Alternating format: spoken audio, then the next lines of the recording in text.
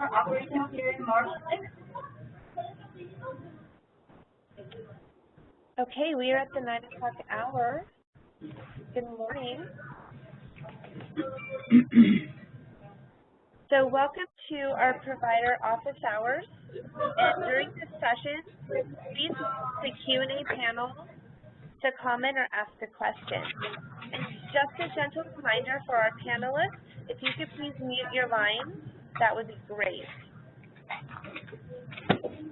So for the Q&A panel, if you want to ask a question, please open the Q&A panel, select Ask All Panelists, and then enter your text and click Send. Next slide, please. So a few housekeeping. Reminder of panelists, please mute yourself when not speaking, and please monitor the Q&A panel for questions that you may be able to answer. And then a reminder to all of our participants, you may access today's slides and archived presentations at the EZIZ website, and it's right there on the screen for you. Next slide. Well, before I get started, I'd like to make sure that everyone is muted at this time when we begin the presentation. Okay, I want to thank everyone for joining us for this session of office hours. My special thanks to the providers, the local health jurisdictions, and the MCEs who have joined us today. We are using the month of March to present materials on both the TPA and state programs. As we work together, I am seeing a lot of positive collaboration and learning taking place. Not everything is perfect, but by working together, we are getting there. The state, TPA, and Californians will be stronger and healthier for our work.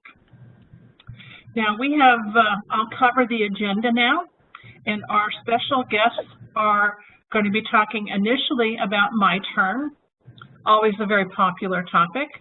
Eric Norton, who is the MyTurn project manager, and Ron Thompson, who is the VP of IT Shared Services at Blue Shield. Following their presentation will be a review of TPA allocations by Dr. Seth Glickman, who's the Senior VP and Chief Health Officer. We will follow that with our Q&A session, and then follow that later on with announcements and updates. We're going to talk about the J&J vaccine, the clinical aspects of that, as well as storage and handling. Amy Pine will also then talk a bit about allocations, and then we'll talk about MyCAVax before we have our last session of Q&A. Next slide. Please participate in today's poll. And the question is, have you registered with MyTurn? The answer is yes, no, not yet, or I tried but was unsuccessful. This will be helpful for our presenters to know how many of you are in what phase of onboarding with MyTurn. So to our participants today, you should have seen a polling question pop up on your screen. If you're using double monitors, it may have popped up on your second screen. It might be behind a window, so you may need to uncover it. But we ask that you answer our poll question. Thank you.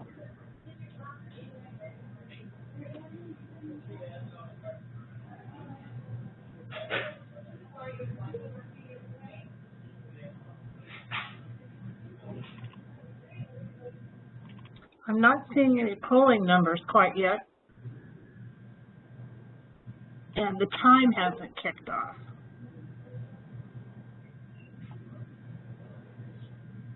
Could we load that again briefly here? Because it says the poll has ended.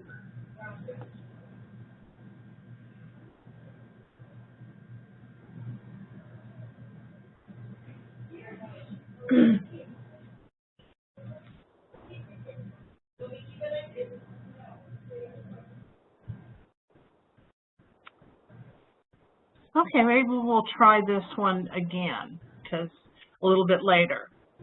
Okay, guys? Since it's not coming up. I think we Sounds should. good. What? Oh, there we Here are go. the results. You have them. Okay, so we have 339 who have had an opportunity to participate in the poll. The answers of have you registered with My Turn? Yes is 51, no is 35, not yet is 55, and I tried but I wasn't successful was 23, and no answer for the 175, the remaining group. So we have an opportunity here to continue going forward, and when you were contacted as a part of this process to begin your onboarding process, please go ahead and respond at that time. So with that, I'll turn it over to Eric Norton and to Ron Thompson on the next slide to go ahead and talk about My Turn. Thank you. Is it possible to present? Kathleen? Yes. Okay. Oh. There we go. There we go. Okay. So I just want to thank everyone for arriving today. I'm here, as we mentioned, with Ron Thompson. Ron and I both represent, respectively, CDPH and the third-party administrator, the TPA. And I'm sorry, we're getting some background noise again. Please mute your line unless you're speaking. And so what we want to do is just basically, we presented here not too long ago and did a walkthrough of My Turn. We want to talk about some of the updates that have happened since we've last been here, and then also just kind of field some of the questions that we have with regards to onboarding, the system, and then also interactions with the TPA as well. So next slide. And next slide. Okay. Why are they making the people looking for a vaccine to COVID test? Hi, Claudia, are you unmuted? Claudia? Pero ellos están dándole la opción a la gente. No, they did it to me. This is Claudia, and I am muted. Thank you. I was just giving it a shot, just trying to think of someone who spoke Spanish. All right, we can cover this. It's fine. Ron, you want to talk about this slide, and I'll take the next slide, or which way do you want to go with that? No, I think I can take it. No. Go back up. Up one side. Thank you. There you go. Yeah. Good morning, everybody. This is Ron Thompson. So, as Eric was talking about, what we were trying to do, that they have to have it. we're trying to make sure that all Californians are scheduling an appointment through the My Turn system. The reason for that is that we are trying to make sure that we meet the state standard eligibility guidelines so that we can understand that the population that needs to be vaccinated based on those guidelines are vaccinated, and the best way to do that is to go through MyTurn.gov to get registered. It also helps us identify individuals once the eligibility requirements may go down to the tier that they are in, and we are able to notify them. Once they're notified that they are eligible, whether that's right as they register or later on, they would come back to myca.gov and either go online, enter the required information to reconfirm your eligibility, and then you would be displayed a list of all of the vaccination clinics that are available in your area. I know there was a question on the Q&A about those without internet access, and if you see here, the best way for residents of California who may not have the access to the internet is to actually use our call-in number here, and then you are able to confirm your eligibility and also do sign up for an appointment based on your location as well. Okay, and with that, I think we'll go back over to Eric. Great. Next slide, please. Thank you. All right. So just a couple things about where we are with the system. If we, just the overview of kind of how it sits in the entire, ecosystem, what we're trying to accomplish here. There's the flow of vaccine runs across the top, right? and that's all through you know, MyCAVAX, and then also interacting with TPA for priorities on that. Below the gray bar, we have the TPA, which is managing, you know, effectively managing performance, and also working with the providers and the LHJs. And then they're also managing the allocations as well. With the providers and LHJs, the building below the TPA, again, they have the requests, they request the allocations, and then they manage the allocations as well. Now, what happens is they also then interact with MyTurn. So there's MyTurn Public and MyTurn Clinic. And you know, they'll interact through the front end, and then also a lot of the LHJs will run clinics in MyTurn Clinic on the back end.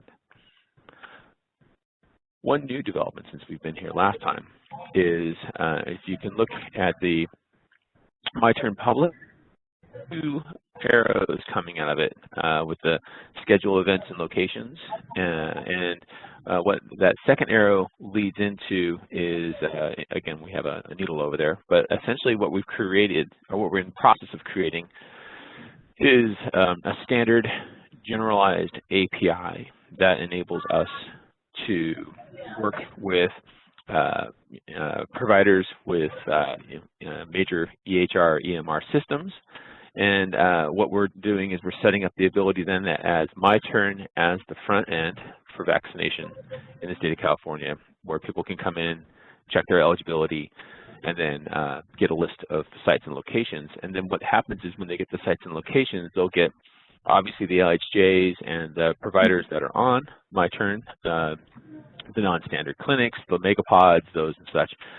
And then they'll also have for onboarded providers who meet the criteria and are able to set up the API, their locations will be shown as well.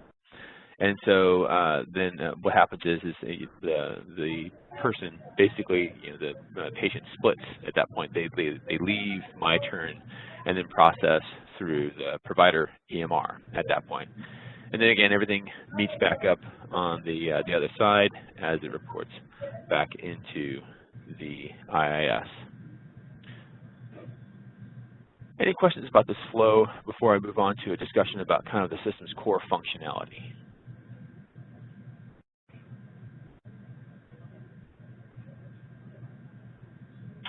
Eric, we're actually not using live audio questions this time. We're just using Q&A, so you can just proceed. Thank you. All right, I'm going to proceed. Let's go to the next slide. Thank you. So again, you know, the 3 pillars that we have in our system right now are, you know, MyCAVAX, MyTurn Public, and MyTurn Clinic. A couple developments since we were last here is that, again, MyCAVAX is still, you know, processing all of the requests, and there's been some build-outs on there with verification, you know, management, network management, and also just kind of, you know, waste. I know there was a lot of questions about waste with that. But over in MyTurn Public, some of the new things we have, again, the system is now in 8 languages. We're asking questions about you know, accessibility needs, and then we're also building out. You know, we're releasing the ability to work on questions about, you know, geofencing and such to, you know, let people know that they should be booking within their own county. We're building out SMS functionality that enables us to communicate more readily with people who have registered within MyTurn. And then also over on the clinics, today we've had 2 big releases. A big release today that let us have the functionality to enable clinic managers to create their own clinics with the wizard, bulk upload of users, and then also what we see right here with regards to you know, clinic managers that input location name, hours of the clinic, the scheduling the clinic, you know, throughput, and then also supplies of Moderna and Pfizer. We just added Johnson & Johnson last night, and the functionality for administrators to add clinic managers for each location. So a lot, we're essentially building out with MyTurn Public and MyTurn Clinic. With MyTurn Public, we're building out the, you know, the ability to have a breadth of options available to them for how they get vaccinated. And then with MyTurn Clinic, we're building out a higher level of self-service for providers who are using MyTurn Clinic.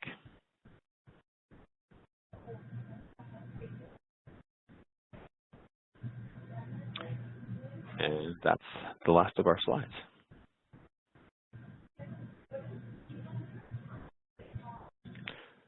Thank you. I can go to the Q&A to see if there are any questions about MyTurn. Does MyTurn Clinic support private clinics? Or excuse me, it says MyTurn. Does MyTurn support private clinics? Yeah, we're calling them targeted clinics, and it does. We have requirements around how those targeted clinics get used. One of the things we want to make sure is that our concern with the use of targeted clinics is that we don't want to have 100% dedicated targeted clinics, because we want to make sure that if you're using MyTurn, that you're also vaccinating the general public and such. But we've seen a lot of people want to use the targeted clinics for things like vaccinating employers, right? Vaccinating special populations or equity measures, trying to make sure that we're getting an equal distribution of our vaccine. So yes, we're calling them targeted clinics, but yes, you can do a private clinic. Great, thank you. Does MyTurn have the ability for a person to sign up just for a second dose? Yes, we have the ability when we built the system out, we set the system up so that we can do single dose and multi-dose clinics. We have a lot of providers who are coming on board and setting up second dose clinics so that they can make sure that as they effectuate their transition onto MyTurn. A lot of them have people who had taken their first dose in PrepMod, so they'll set up second dose only clinics just for the specific purpose of getting people their second dose. Thank you. What is the web address for providers to register an account with MyTurn? I will post. I'll give there's an email address. I'll get that. I'll post it. Okay, thank you. Have it memorized, but I'll get it.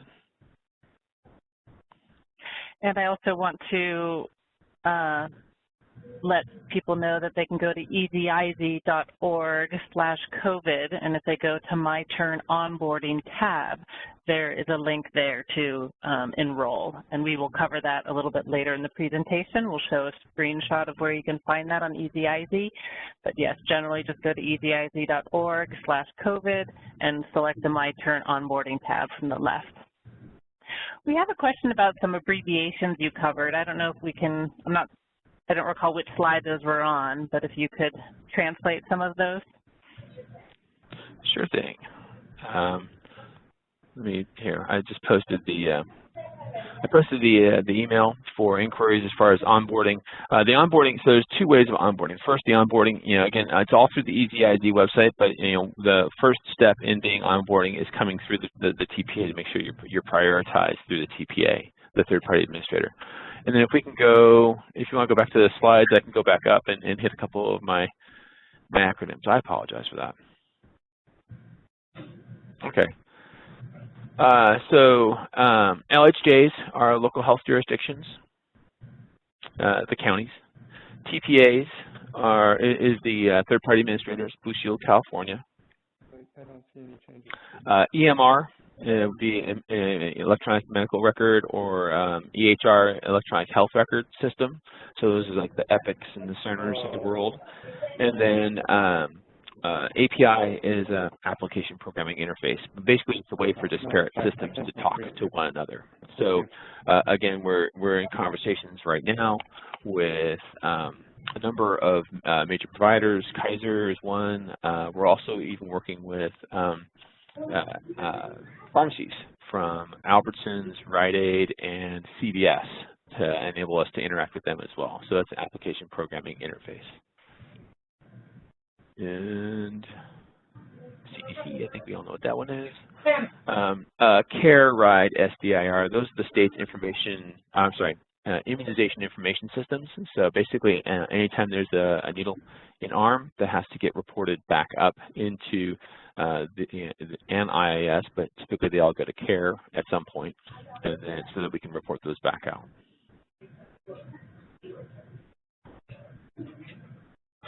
I don't see any other acronyms. Thank you for that. Okay. How long will it take to be enrolled in MyTurn? Does it matter if we are a small clinic and not a large pod? You know, there's the ability of the team to onboard is not inconsequential. We have a good sized team. However, we have a lot of people who want to get on board. So the answer is that it varies. We're trying to onboard.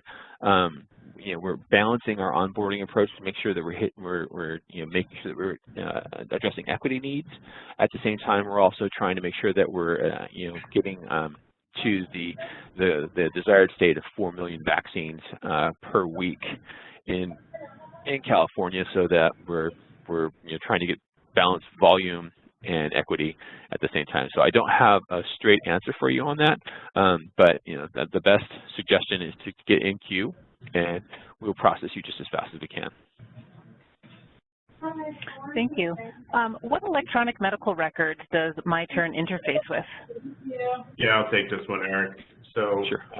And there's a number of questions on this subject. I was trying to answer them as we went along.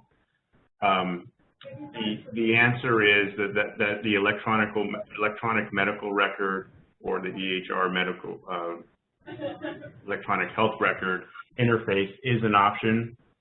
The way the interface has been or is being designed, it is not yet available, is vendor agnostic. So it doesn't matter who your EMR or EHR vendor is, that you would be able to actually interface with MyTurn. The interface track is available if you can meet several requirements, and then we are going to prioritize the providers based on network management requirements and provider readiness. So that'll be one thing that you discuss as you work with your account rep to get into the TPA network. And that's the answer. So. Great, thank you. Scrolling for another question. Do we have to apply for both the MyTurn Public and the MyTurn Clinic? No. When you on MyTurn, you're on MyTurn. MyTurn Public, you don't have to apply for, because MyTurn Public is the public-facing aspect of MyTurn. Everything that the providers and clinics we're working with would be the clinic aspect of it. So as you build out your clinics and you release that population, or release that supply out for people to book appointments, then it shows up on public.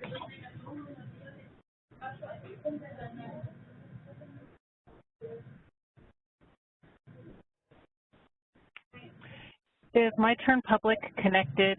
Oops, the question just leapt away from me. Is MyTurn Public connected to Vaccine Finder Public? We have not connected to Vaccine Finder Public. Thank you. Is there a time delay for SMS notifications to MyTurn registration? So we're building out that functionality. So every week we get new messages that we're able to generate. Over the last 6 weeks now, it's been a blend of automated and manual generation for those SMSs. We're increasingly making those automated, but at the disposal of the providers and clinic managers to initiate. So, but for the purpose of registration, when you register, a lot of those flows, you'll get notifications instantaneously. So the ones that are automated, you'll get instantaneously. The ones that are generated either by a clinic manager or manually, they go out as soon as they're generated, but it's dependent upon them being triggered.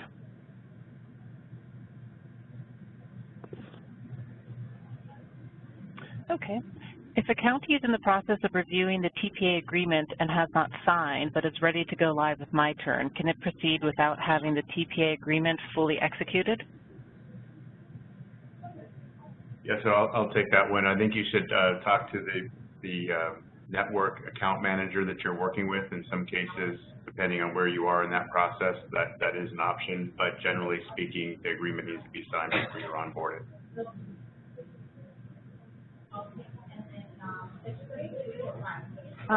Can you please go over the part of the flow chart where local health jurisdictions flow into MyTurn Public? What does that mean?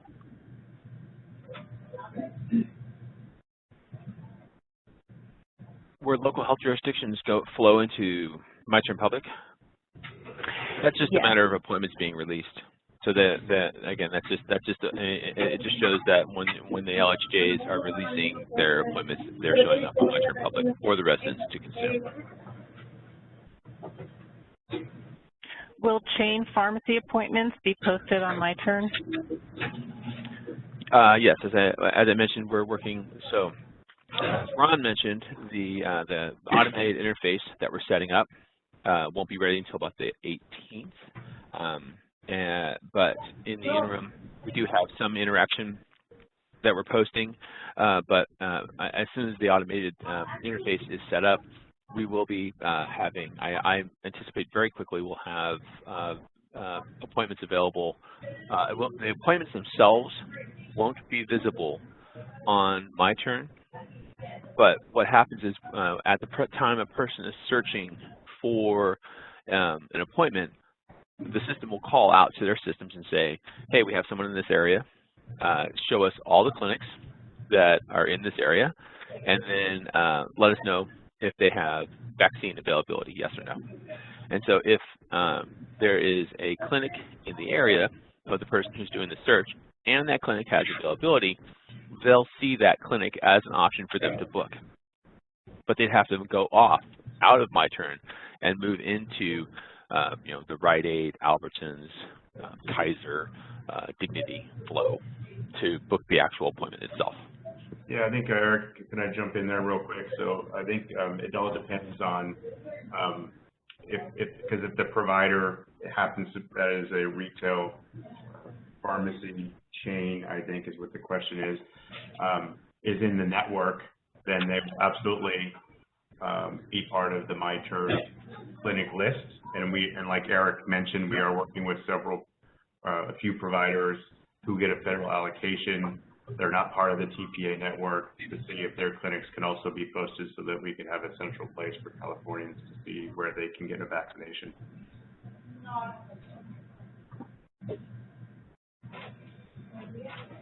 Thank you.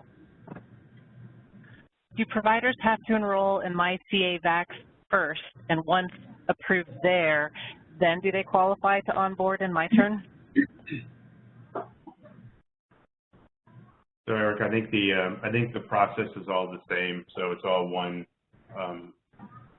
approval process, and once you are approved to come into the TPA, then there's several onboarding steps that would take you through the different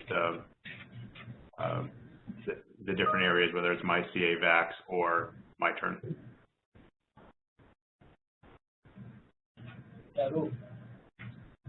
And a question asking if MyTurn can limit appointments for county residents, if a county wants to only vaccinate their residents. So, as I mentioned today, we actually have released language onto the site that at the time of booking, a person gets a note that says, that encourages them to, or that notifies them that counties can have restrictions on in-county or out-of-county vaccination. and that they should check the county, that they should book within the county in which they live or reside, and if they're booking out of that, they need to check with that clinic, with that county, and if they are, if they do book out of their own county, their appointment can be canceled, so they're getting those notifications.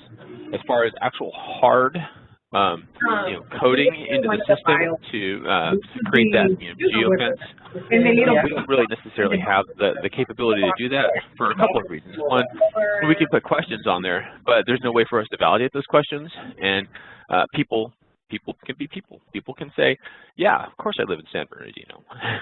And they don't, so at that time they would have to have some kind of proof when they get there. But again, the system is putting out notifications right now. We can cancel those appointments based on that, but we don't have a hard stop built into the system for that. Okay, thank you. I believe Kathleen wanted to check with you. At this time, should we transition over to our TPA allocations presentation? I know we have so many questions on this, and I hate to cut it short. It's such a valuable opportunity, but I know we have a lot of material to get through today. Yes, I think we've covered a fair amount of questions, but that doesn't mean that people still can't put questions in later, during the remainder of the presentation. Isn't that true? Yes. Oh, and okay. And actually, so sorry, I'm trying to track some sidebar conversation. So I think Grace, so sorry everybody